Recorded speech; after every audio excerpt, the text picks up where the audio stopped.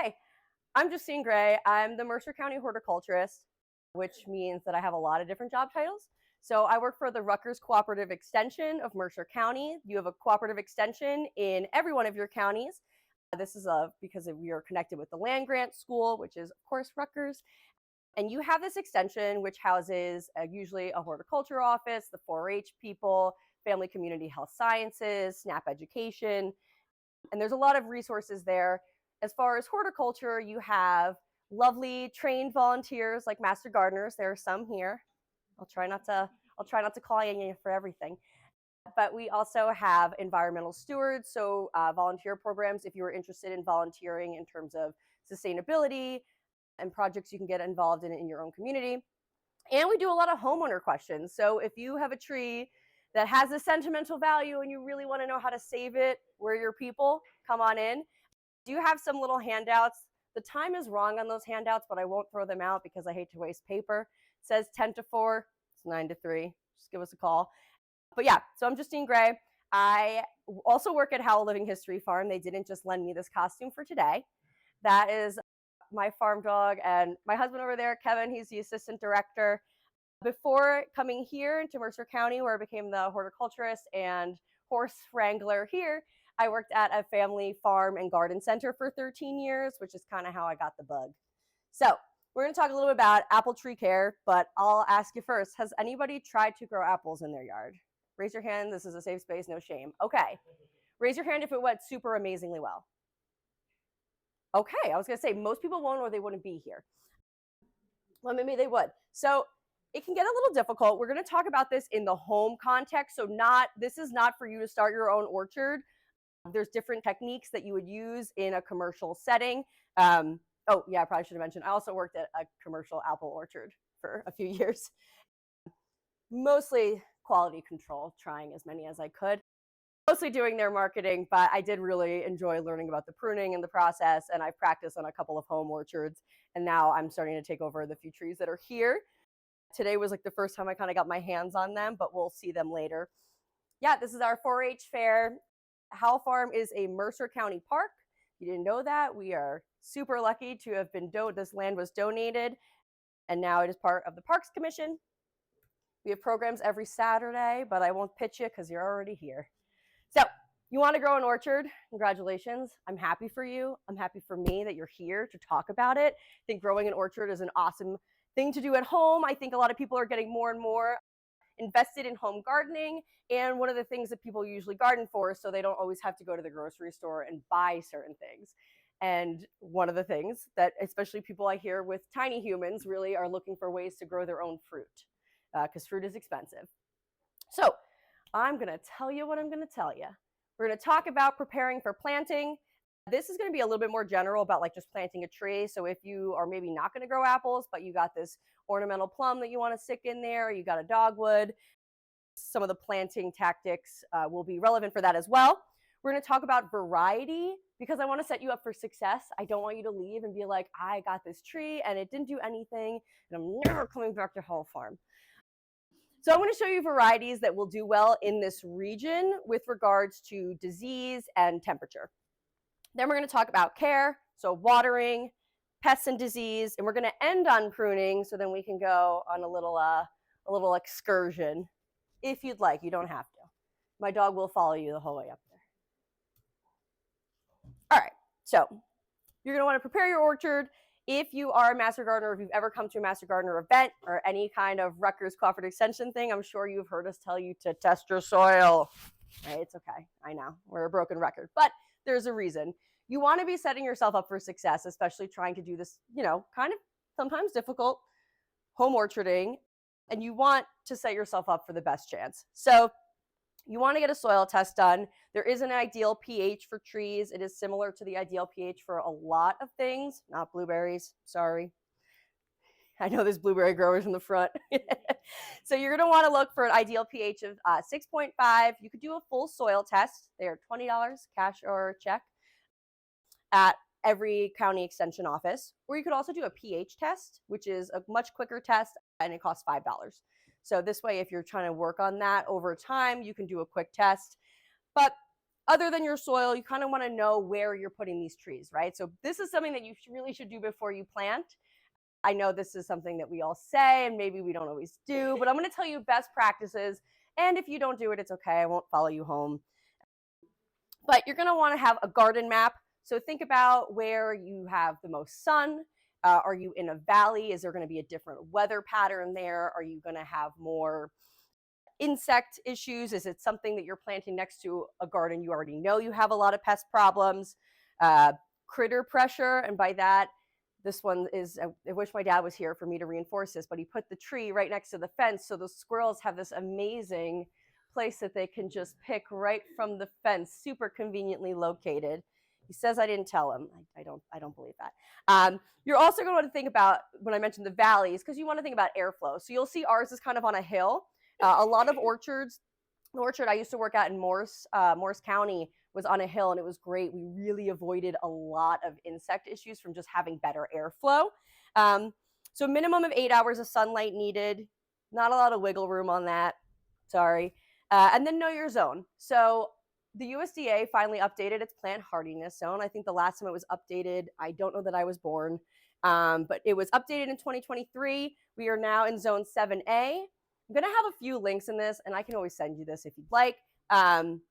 But if you're like me, who then has to do a deep dive at the end of every presentation, this one's for you.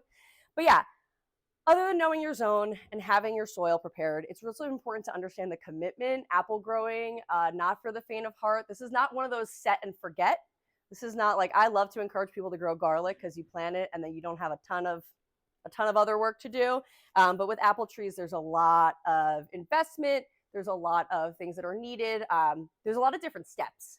So we'll talk a little bit about them, but once you plant it, it's not over. You got a lot going on. We have thinning, we have pruning, we have working on making sure we're reducing insect pressure, working on avoiding diseases. So just know that you're in it for the long haul when you plant that plant. So picking a winner. This photo is actually from Ryamead Orchard. I forget what town they're in. You might know. I see you nodding. But they do something awesome where they have a crabapple tree in their orchard, which helps with pollination. So trees are self-incompatible. You do need a second cultivar to be able to have pollination. Something that I think people don't always think about is when you're purchasing an apple tree, you're going for your favorite type of apple, right? And because I can't help myself, like raise your hand if your favorite is the Honeycrisp. That's the hardest one to grow. Don't tell anyone I hissed at you, but I'm a Macintosh girl, and this is like a hill I choose to die on daily. But yeah, there are some trees that just do better in certain regions. There are trees that are more susceptible to things, and that's something that you want to think about because prevention really is everything. Unfortunately, of course, there are ways to remove certain diseases. There's ways to prune things out and set them up for the best chance of survival, but prevention is really everything. And unfortunately, usually by the time you have something going on, it's a little too late for the prevention part. So that's why we're going to talk about varieties a little bit. There are a couple of different diseases that hit apple trees pretty hard. Apple scab is one of them. You've probably seen it. I'll show you a photo. Cedar rust, a little bit more likely if you have cedar trees close to you, but you can still get it. Fire blight, also powdery mildew. Most people have, I was going to say, usually you get nods with powdery mildew. We've all been attacked by powdery mildew at some point or other, especially when we're having insane humidity. I guess it was maybe a one positive of having a drought is maybe a little less powdery mildew last year. You also are going to look at, when you're looking at those tags at a nursery, I implore you to not do what many people do, which is just like, yep, Macintosh, that's my favorite, or Honeycrisp, that's my favorite. I want to grow Honeycrisp. No, I'm kidding. But you want to look at your zone. You want to look at the pollination and bloom time because you want your plants to have similar timing. So if you get one that blooms really early and one that blooms really late, you might be thinking, awesome, I'm going to have apples for a longer period of time. But if those are your only apple trees, they can't cross-pollinate each other if they're blooming at different times. So there's a little extra finagling you got to do when you're reading those tags. You also want to look for probably a dwarf or semi-dwarf. If you don't want to deal with those gigantic apple pole pickers, I can't even do it or I'll untuck my costume, but those apple pole pickers, you're probably going to want to do a dwarf or semi-dwarf. Dwarf 10 feet, semi 15. I believe the ones out that we're going to look at are semi-dwarfs. But yeah, so you want to look for a couple of different things, look for resistance. I'll share a resource with you where you can go through an entire catalog based on their resistance to different diseases. So when we talk about diseases, you always get this one thing, then maybe that's a variety you would look at. So a cultivar is the same thing as a different variety. We're going to talk about different varieties, and most of these, most of probably all, will be grafted. So you have a different rootstock to a different scion, and I'll show you an example outside, actually. But these are just some varieties that you would look at that maybe would work in this area. And one thing I really, really wanted to kind of put out there, you feel free to take out your phone if you have internet here to pull it up. But there's a database of apple diseases that is run by Cornell, and they have a great resource where it'll tell you the variety, and then there is a chart for resistance to apple scab, resistance to fire blight, resistance to powdery mildew, resistance to cedar apple rust. And I love it. I look at it a lot when I'm planning my future orchard. Currently, I'm in a rental, so I'm not doing it yet, but I got a lot of time to plan. So Gold Rush is a good one. You actually can, and if you want to taste it, you can purchase it locally. We were just at Manoff Market, just over the river, and they had some Gold Rush. They're amazing. They were actually developed in conjunction with a couple of universities, including Rutgers. But I'm not biased. It's a delicious apple. So Gold Rush, later ripening. The other benefit of later ripening is that there's a little less chance that those flowers will get affected by a later frost. So about 10 years ago when I was working at an orchard, we had to set small fires in between the rows, and actually ended up finding someone who had a helicopter that could use a fan to increase airflow to try to keep the temperature regulated. So if you go to an apple orchard and they charge you a fee to get in, it might be because they spent all of spring trying to light contained fires. It is a difficult task. It is a lot of work, especially in commercial apple orchards. But it is something to think about. If you're getting a later ripening or a later blooming, you might actually be doing yourself a favor because of our changing climate. We're having kind of a little bit more wonky weather. So it snowed on one Mother's Day, and I'll never forget because I had to bring every tomato seedling in 13 greenhouses in. But also Gold Rush, highly resistant to apple scab. These are just 3 examples that I have seen grown around here, like specifically in Mercer County, and do well. Liberty, similar to a McIntosh and Macune for the McIntosh people. Me. I face a little bit of heat for this, and a few of you are in the room who've given me heat for this, so it's personal. It's also resistant to apple scab and cedar apple rust.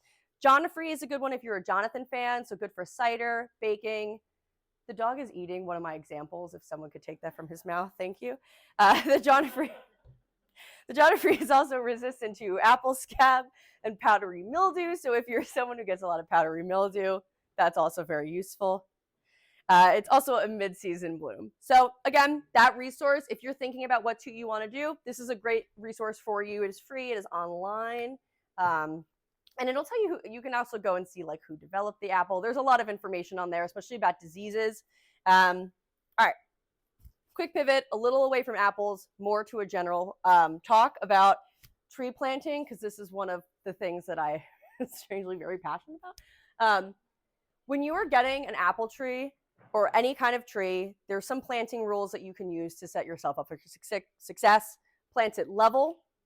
You're going to make the hole 2 to 3 times as wide as the base of your tree. So if you're getting bulbs and burlap like this, you want it 2 to 3 times as wide. They say 3 if your soil is a little bit harder to work, but it really can't hurt because you're encouraging your roots to have an easier time to spread. You want to use your native soil. So don't dig out all this soil and then fill it with a bunch of bagged new stuff that you just purchased. You're just kind of increasing the risk of shock for your plants. So what you want to do is use whatever you took out of here and backfill it. You can use a little compost. You could use some kind of organic matter, but we don't recommend fertilizing right away. There's one of the other things is just consistent watering.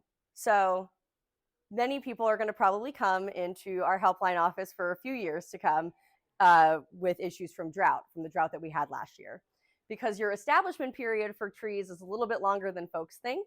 It is this is, I feel like if you take away one thing, this is like something that I need everyone to take away, is the establishment period is 12 months per inch of the trunk diameter.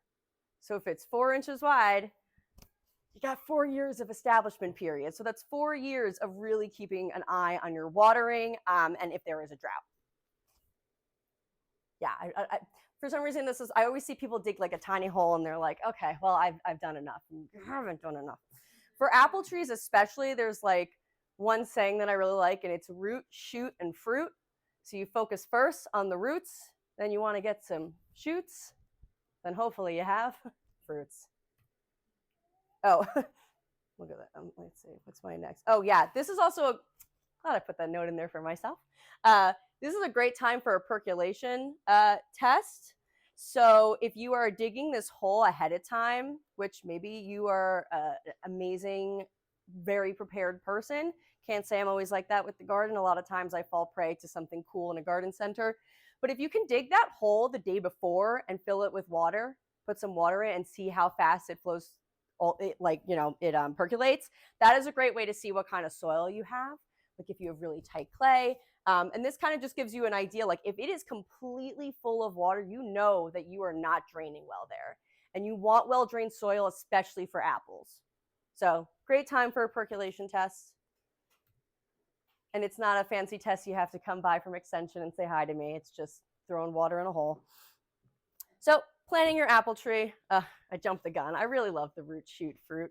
So planting your apple tree, bare root, if you like order online, you may get a bare root tree. If you are going to a garden center, you'll very often get a container or balled and burlapped, like in the previous image. Bare roots can go in March, April. Container grown, not that many, has many rules. You can kind of get that in the ground at any time. A lot of times they're on sale in the fall. But you're going to want to keep the area around the tree like 12 inches around, clear of weeds and lawn. And I'm just going to confess right now, when we go up to the orchard, you're not going to see that. I'm going to do it, but maybe next week when it's warmer. We did not exactly clear it out, but it is really important to clear it out because lawn is a serious competitor. People often ask in lawn talks, like, well, how do I make it work? Well, they don't natively grow together.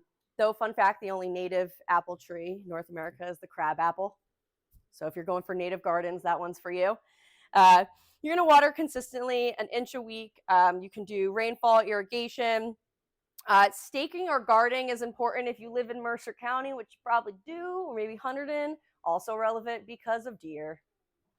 Right? Yeah, if you've been personally victimized by deer, you're in a safe place. We all have. You'll see actually a nice hole from where a deer ripped the cage right where it wanted to rub. Buck rub is serious and can really do a lot of damage on a young tree. So root, shoot, and fruit, it's the reason that we're doing consistent watering. It's the reason we want to get a nice big hole when we're planting.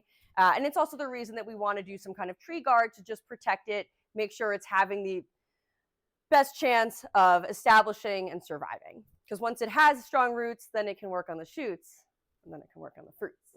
All right. Thinning is another task that you're going to have to do with apples. We'll pause before pruning for any questions or if we want to just chat about apple varieties. But for thinning, apple trees are biennial, so they'll have one really, really good year where they'll produce a ton, and then next year they'll produce a little less. But if you're thinning your trees, you're kind of balancing that out a little bit, and that's usually something that people would want because they want, you want apples in your yard, especially if you're doing this commercially. You want a pretty consistent yield.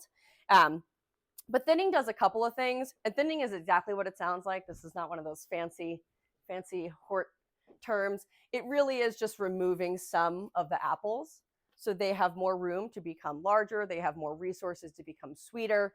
You have less chance of breaking the branches. A lot of these branches are not really prepared to hold as many apples as they have. Apple trees are trying to do what all plants are, which is reproduce. So they are trying to produce as many apples as they can, knowing that some things will get eaten by pests, squirrels, siblings. So part of the reason that we thin is for all these reasons. Consistent yield, protecting from limb breakage. Also a big one is increasing airflow. So if you want to make sure that you have a lot of airflow in between your branches, and that is something that'll reduce the likelihood of disease, which if you've grown an apple tree, you know is a big thing, because usually the only time people bring in apple branches to Helpline is not to show off how great they look. It's to ask if it's fire blight or apple scab or cedar rust or powdery mildew. So that's why we thin. And I don't know if it's in the sheet that I have, but I have a source for you at the end that'll give you a breakdown based on the month. So what you should be doing for your apple trees based on what month it is, which I love. I love a calendar. Give me a calendar any day. But you're going to thin when they're dime sized, and you just want to give them some space. So there's going to be a cluster, and there's going to be one that's really strong. I was reading one paper that called it the king of the cluster. So keep the king, keep the king. You can take off some of the smaller ones, just allow them to have more airflow. Yeah, so then remaining apples spaced 6 to 8 inches apart. So you would do some thinning on this one, probably that, maybe one more of those. But there's a lot of resources. There's also a lot of stuff online. And if you've ever come to our office, you've heard us tell you, if you are looking for resources online, I highly, highly push you to look for something that ends with an edu or an extension, not a .com, because odds are they're trying to sell you something. I can say that because I was one running a .com that was trying to sell you something. So some diseases that we're going to talk about. Apple scab, which, has anyone had that in their apples? Apple scab? Okay. Has anyone had fire blight? I'll give you a hug after if you did, because it makes me sad. Powdery mildew. You've probably seen this in other plants. This is something very common. You'll get them in various vegetables. Lilacs get them a lot, and it usually has to do with improper pruning and humidity. So pruning is important. That's why we're going to do that hands-on. But apple scab, it's fungal. It'll get black velvety spots in the leaves. You'll get them on the fruit, and it does damage the fruit. Fire blight. Fire blight is, I feel like, really sad. It's really sad. It's a bacterial one. It can get in through wounds. It'll start out with this like browning, and you'll get like oozing out of the branches. And then powdery mildew is also a fungus, and it's white in appearance, but it will defoliate your leaves. One thing that you can do that consistently helps you avoid this is by cleaning your tools. So every tool that we're going to use today has been disinfected with a 10-to-1 bleach solution. Isopropyl alcohol is something that people have used to clean their tools. It does not work for preventing fire blight. So bleach is really important when it comes to apple trees.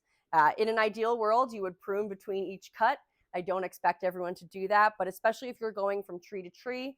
I was pruning something that had black knot a few weeks ago, so obviously I made a very conscious effort to make sure I disinfected everything. You don't want to spread any of these diseases. The thing that spreads diseases probably the most, other than that could be your tools, is wet weather. So when you're going out there to prune your trees, do it on a dry day. We want to avoid any chance of exposure and spreading disease. Okay, now we can get a little fun. I really just like, oh, this one got moved around. Okay, pruning cuts. So talk a little bit more about that. But first, I want to ask before we get into pruning, does anybody have any questions? Ken. It said remove the outer ones, but to leave the center one. But you also said leave the best one. Usually the center one is the largest one. Okay, but if it's not, you remove the center one if it's not the best one? You could. Yeah, I will tell you, I have read many a fact sheet, and I have done this in practice, and I do think it's kind of, you just get more comfortable with it as you go. You just thinking about airflow and making sure that branch will be able to hold the weight is really your biggest want there. Anybody else? I thought I saw one in the back. Yes. No, go for it. Is this the same for other fruit trees like peach and? Peaches peaches and cherries are a little different. Pears and apples are pretty similar. So you would want to go, I'm trying to think of which one I used. Clemson, Iowa State, Minnesota University, they all do some really nice, and Rutgers also has like a large book that you can get online essentially of all pruning techniques. But they are a little bit different. Peaches really want a different structure than you'll do with apples. For apples, we're gonna keep it simple. There are also like probably a 1,000 different methods of pruning. We're gonna talk about a way that is simple, and it's kind of sticks with a pyramid shape. So there's one outside that I did as an example already that we'll go and look at. Not the top because I couldn't get to it because I couldn't find a ladder, but I will. But we do have an example of what a properly pruned tree looks like, and then we have some ones that we'll work on. But this can get a little overwhelming, so I feel like we're all going to take a breath. We're going to talk about pruning. Once you've cleaned your tools, these are really great to have, these hand clippers. I also have some loppers over there and a few other tools.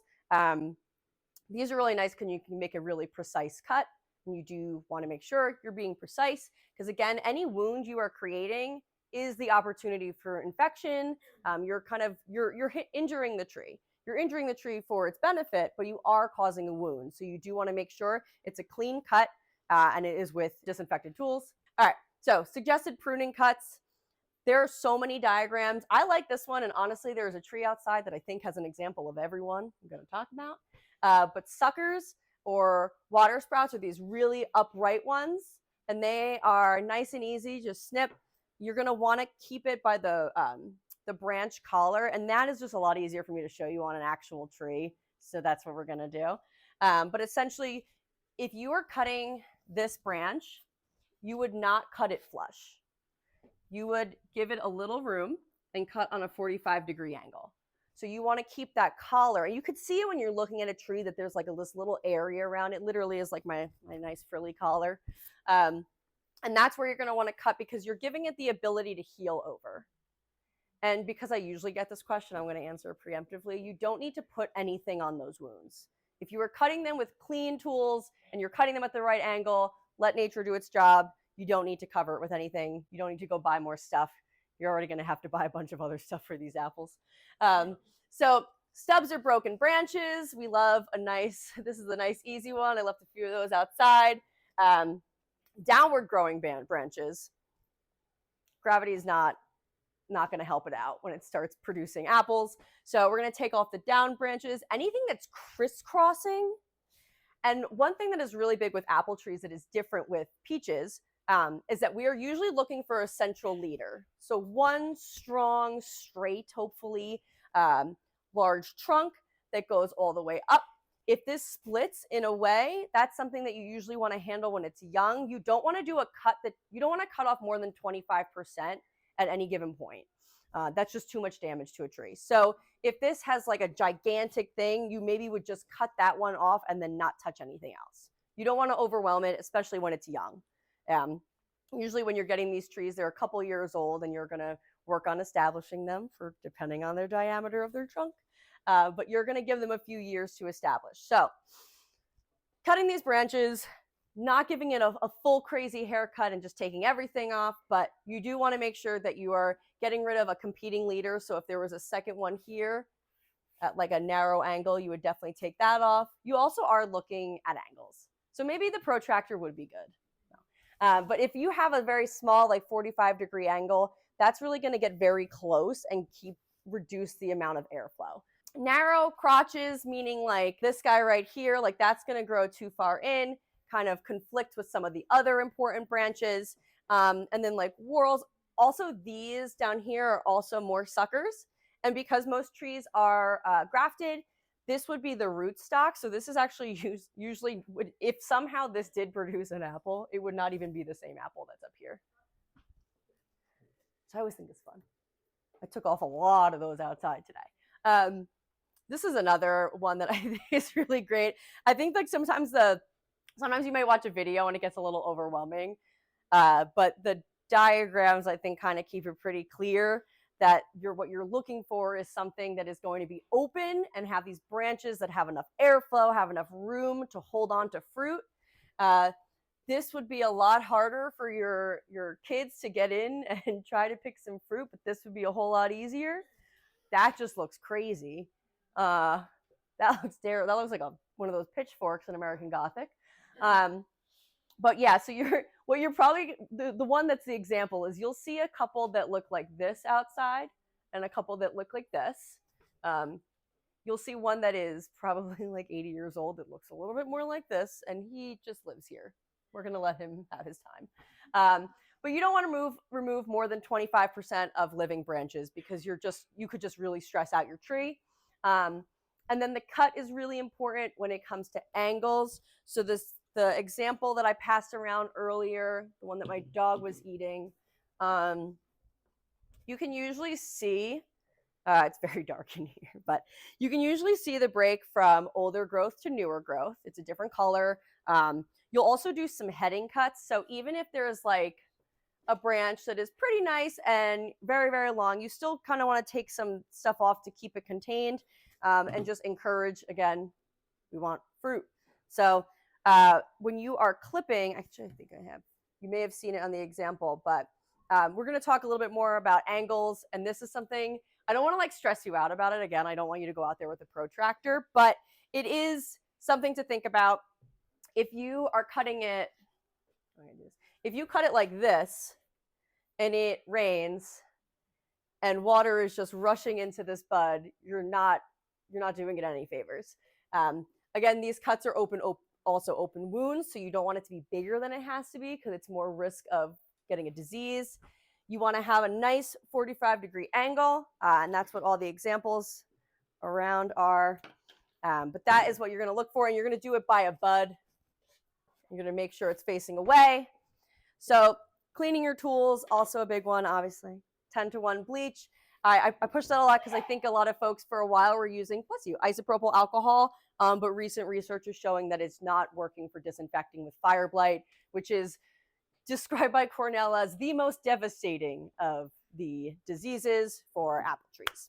So here are some sources, and then we're going to go outside. I was hoping I could keep it to 30 minutes. I think I did it on the dot. But yeah, does anybody have any questions before we go on our adventure? Yes, Dr. Moore. So for disinfecting with the bleach, how long are you letting your tools soak? So this is like not a great example of a spray, but usually what I do is I put it in a sink, give it a wash, and then I rinse it back off and clean it with a clean towel. I don't soak it for long, but I have read different things based on different materials. So I've read that for bleach, you should give it just a few minutes and then dry it off. Okay. Oil your tools? Do I do it or should you do it? I mean, you want to prevent rust. I do. I don't want to tell you to no apple rust and then have other rust. No. Yes, you should. Please don't look too closely at mine, though.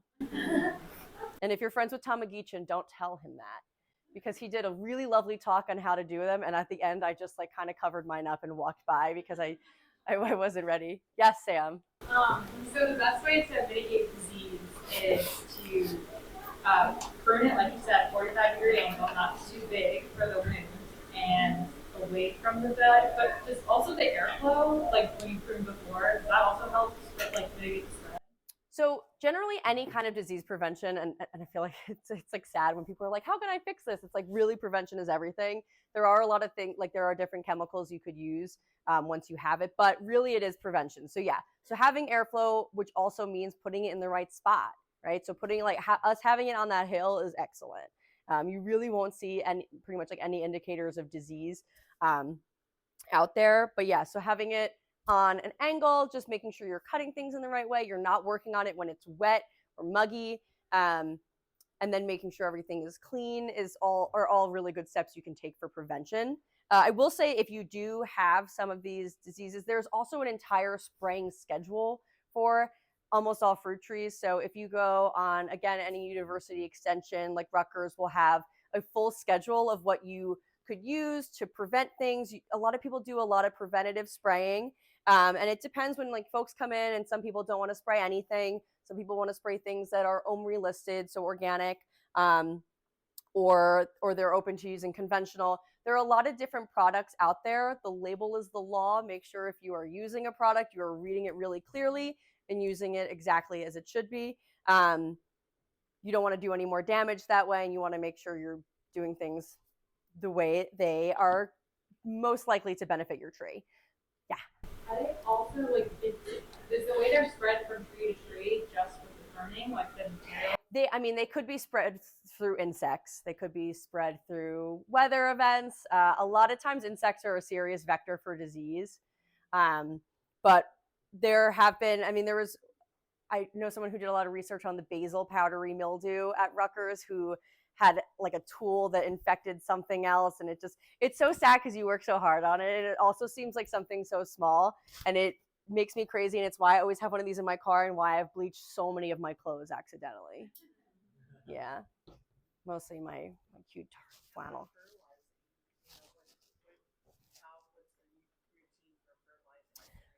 So kind of subjective. It'll depend on what your soil is already at. One that people usually do for apple trees is nitrogen, and you would do that, I believe, only once a year. I would probably recommend checking based on how old your tree is, what your soil is looking like.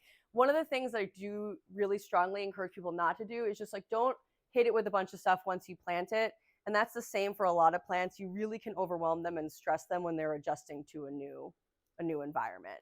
But there is a really good, yeah, Rutgers has like an entire booklet on it that I think does a nice job of explaining all the different inputs you might need, like fertilizer, fungicides, that kind of material. Yeah. Anybody want to cut some? Oh, yeah, yeah.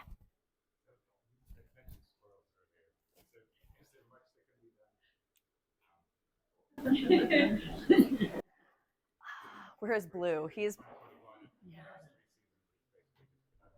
It's been a feeding frenzy. There are bags. Have you tried the bags? Okay. I'm not recommending any specific product because, to be honest, it didn't work in my house because we had that fence there. But you can try to protect them with bags. You can try to do just making sure you're not encouraging them in other ways. Fencing off the rest of your garden. I know it's not an easy answer. No, I'm sorry. I would love for there to be one great way to reduce squirrels other than getting a dog. But I mean, that's honestly half of Blue's purpose is that and geese control. But it is tough. It is tough. And you definitely want to like make sure you're not making it more inhabitable for them. So like if you are just like leaving like the drop apples, maybe removing them, just moving other things that would be attracting to them. We had a garden here that we couldn't figure out why the raccoons were always getting in, and it turns out there was something leaning against the fence, so we had created the perfect ladder. And they were like, thank you so much, Hell Farm. So there's sometimes small things like that. But yeah, I don't have a great one for that. I'm sorry. Yes. You have clay soil? Yeah.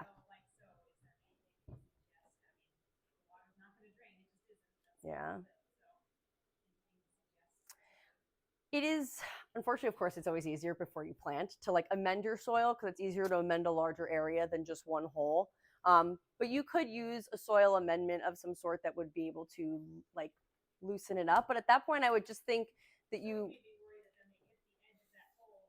and then there's nothing. Yeah. I have to noodle that. I have to think about that. But that's a great question. It's hard to figure out like what you can do with what you're working with. Like a lot of these fact sheets are really awesome and they're written for kind of an ideal scenario sometimes. And that's not always the situation. Well, we don't have that. Yeah. Yeah, I'm on clay as well, and I have not tried apples there. But yeah, you could use an amendment that would make it a little bit looser, but it would be hard because it's hard to do the entire space, and it also is costly. But I would think if you know it's not going to drain well, you do know that you don't want to give it too much like wet feet, so giving it more kind of spaced out watering would be better than dumping all at once. And I used to have a slide that was like an example of just like a slow drip for a long period of time to allow it to kind of settle and to really help its roots spread and find its resources. But send me a photo. Let me give you my card. Let's talk about your apple trees. I should have brought my cards, but I forgot them. Yeah, no, please don't get me started. That's what I want to talk about. But would anybody like to go outside and go prune some trees? All right, cool. I was like, what if everyone says no? What if they say no? What if it's just me? No, thank you guys for coming. Some of this stuff is a little tight on some of them. I'm trying to find a good example, but how will I do that? That's an excellent question. I will take a stirrup weeder, and I will probably be out here for a long time. Maybe I'll do it during a public program to see if I can have some unlucky volunteers. But realistically, I'm probably just gonna have to like rip it up with the stirrup weeder. Probably should do it sooner rather than later in retrospect. But yeah, they really do need a little bit more space. And they really haven't been. There was someone who had them. They were donated by Terhune, which was really really nice of them. And I don't have much accurate information. I don't think, to be honest. I've asked every farmer, and they've given me kind of classic farmer answers, which are similar to fisherman answers. They're either 5 years old or they're 15 years old. So I'm gonna say 5. It's similar to the horses. If you ask anyone the horse's age, it's all over the place. But yeah, so they were planted and then they were kind of like abandoned a little bit. They weren't really like kind of, monitored. So this is my new project. Thanks for coming for my new project, everybody. But yeah, so we talked a little bit about it, but obviously there's some low-hanging fruit here. It's okay. We're not in the room anymore. You don't have to laugh. It's okay. I can just say it's the wind. I'm gonna clear all the lawn out because it's fighting for resources, and I don't want that. Like, we shouldn't have let it. I'll probably do it pretty wide, to be honest, because I think they've kind of been stunted for a long time at this point. Again, we kind of have like a mysterious answer on how old they are. But if anybody wants to give it a go, what is it? There's like 10 of them. They're all kind of in different shapes here, but I'm gonna ask, hey, Anne. Don't be all right, if a couple folks want to go with Anne and work on one tree. Okay. Anne and Virginia. No pressure. Can I do it to you too? Doesn't help if I know what you do for a living. We got our one Rutgers professor over there. We got master gardeners over here.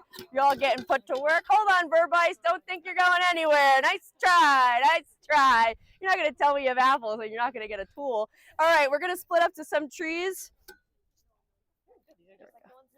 I love those ones. They're not historically accurate. Don't tell Pete Watson unless he's out here, in which case, just kidding.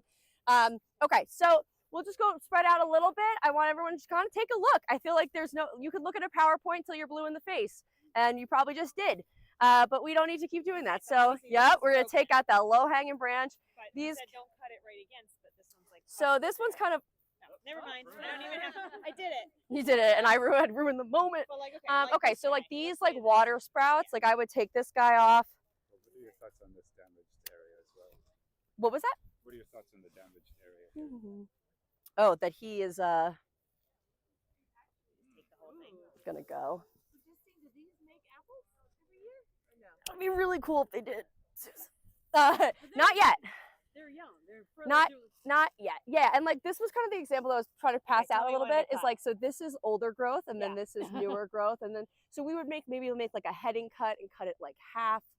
So let me see.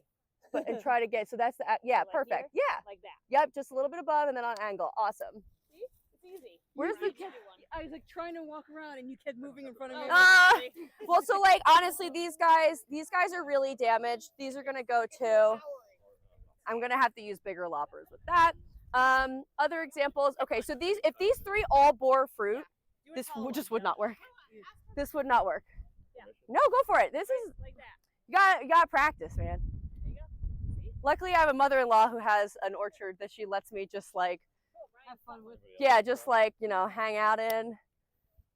I promised her that. Where's the tallest one? Yeah, that would be, no offense, but that would be great. If you could, that would be awesome. So like this should be a central leader. So we want one thing going up there. So we can't have these 2. So I would say take that guy off, which I think you could do better than me.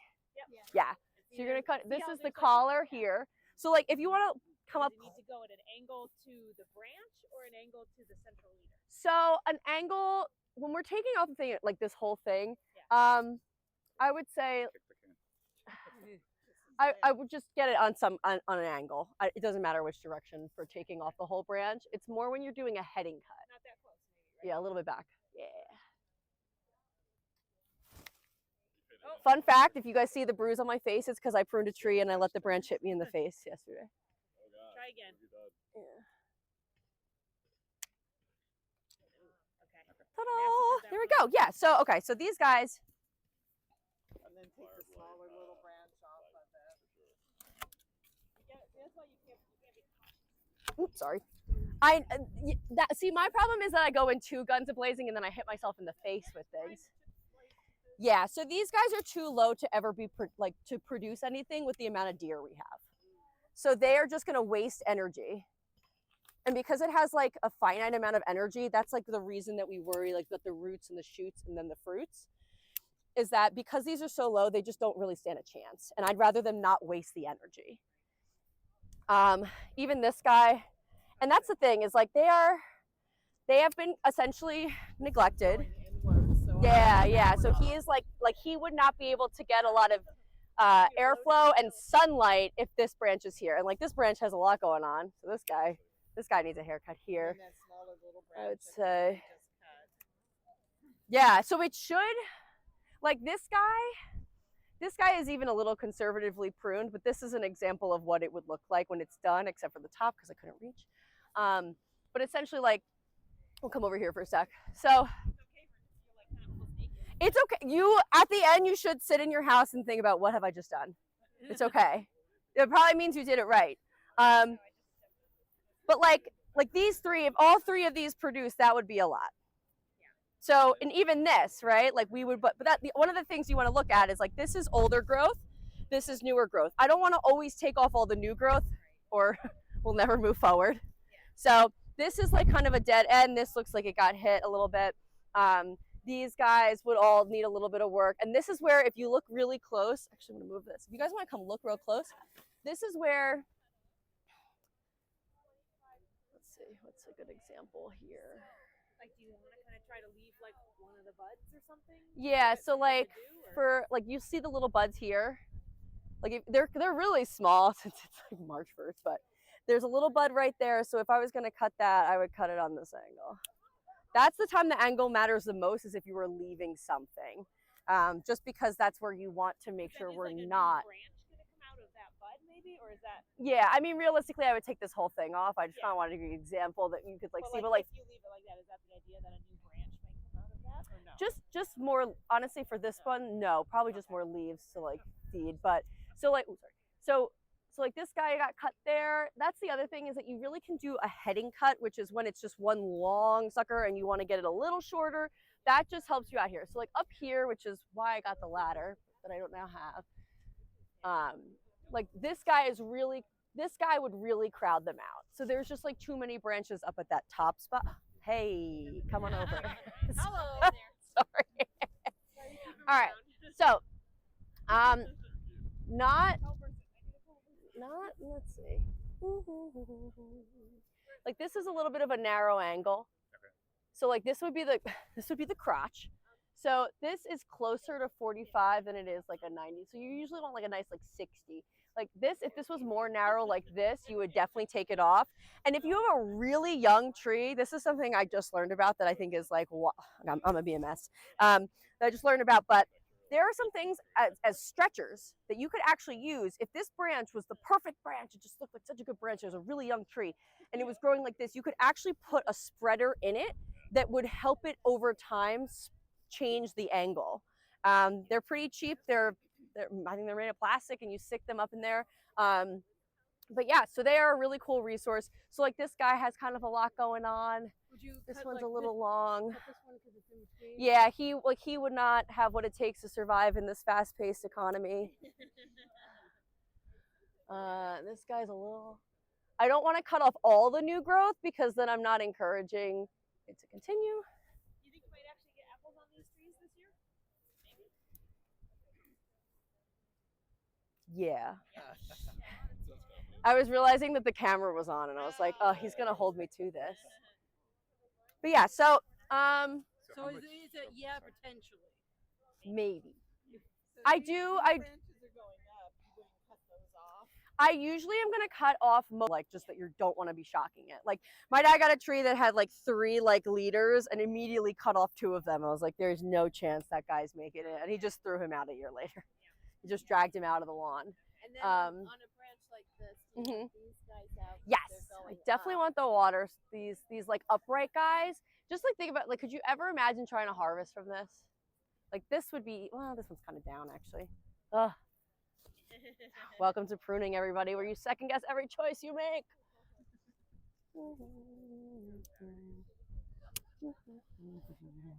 Like honestly, I was just saying that these, I've actually been taking off the lower ones because at this point with the deer that we have, they're never. Okay, so we need loppers. Yeah, I gotta get the loppers back. Y'all go get them. Try to do something to like catch it this way. It would be, yeah, we're probably gonna have a whole project out here of trying to recare because they had just been essentially abandoned for the last 5 years, which stinks because it was its establishment period. But yeah, and these ones didn't get too buck rubbed right now. But yeah, so we'll probably tie them and try to pull them a little bit more upright. We're also just, oh, thank you. Here. And then call Oksana in 2 years and be like, Oksana, you were right. I was wrong. This bad boy is looking great. That's fine too. It really is just important that you're actually doing just doing something, right? So the one resource that if you look up Apple Home Orcharding EDU, there's one that's really great that gives you a month-by-month breakdown, and that's the one I think I recommend the most. I think it's Iowa State, where just know that it really is not a set and forget. You got to keep coming out and keep checking on it, see how it's growing.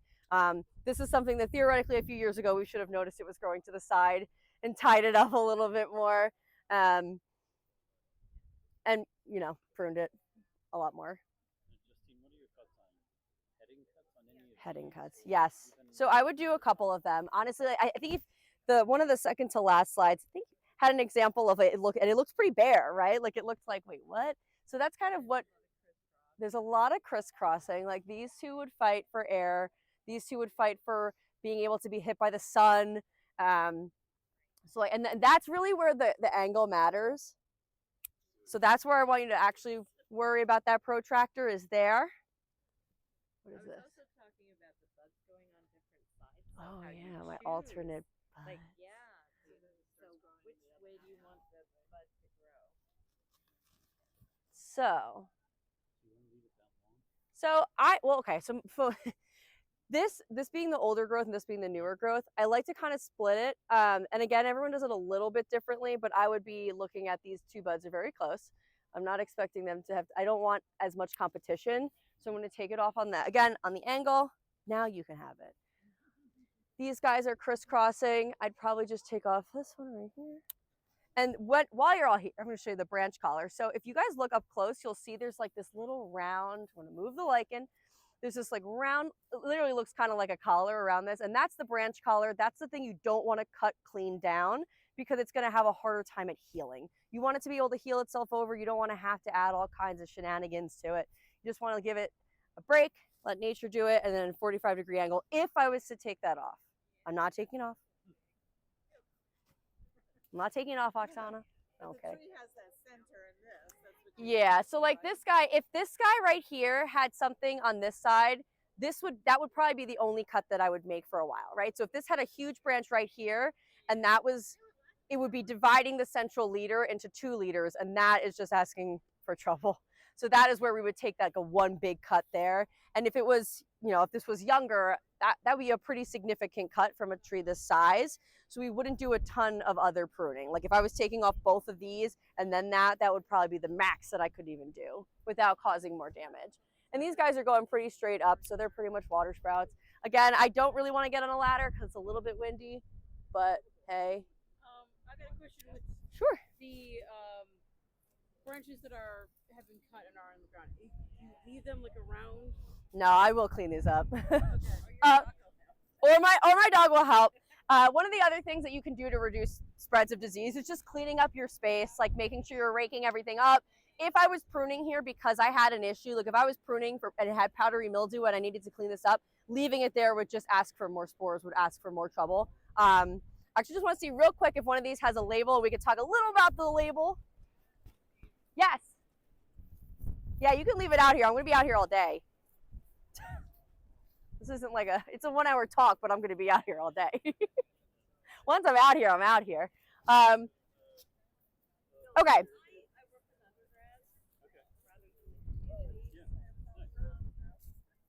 Okay, so this one is a Zestar.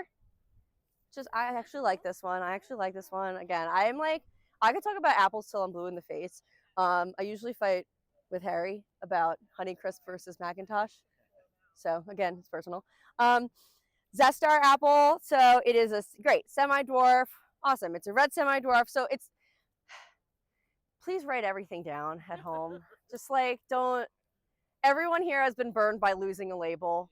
Me for an entire greenhouse worth of tomatoes that I thought were called Green Zebra Zoo, but were actually Green Zebra 200. It wasn't Zoo, it was a 2. Yeah. Just label clearly if you can. One other thing, and because I can't help it, I want to explain to you why I don't like Honeycrisp. Because you've already come all this way and you've given me so much time that now that I have the soapbox, get out of here. Honeycrisp were they were discarded. They were an apple tree that was being developed in Minnesota that people had actually like given up on because it was so bad. And then we gave it another go and realized how delicious it is. The reason that I have beef with Honeycrisp, off the record, the reason I have beef with Honeycrisp is because they are really susceptible to a lot of other diseases, which is why they're more expensive. Which is why when I worked at a garden center and I had 10 different apples and someone came to the register and was like, why are these apples so much more expensive? I cursed the researcher at Minnesota who developed it. But they are just more susceptible to things. So they do require a lot more work, which is why if you were growing one, you're going to have a little bit more things to worry about like bitter pit. And the fact that they would just sell for more money. So they cost a little bit more to produce, which is why they're more money. But once someone yells at me about something at the register, I never let it go. So I'm just letting you know why I don't like Honeycrisp. It's okay that it's your favorite, not you. But yeah, so I'm going to be out here all day pruning if you want to hang out.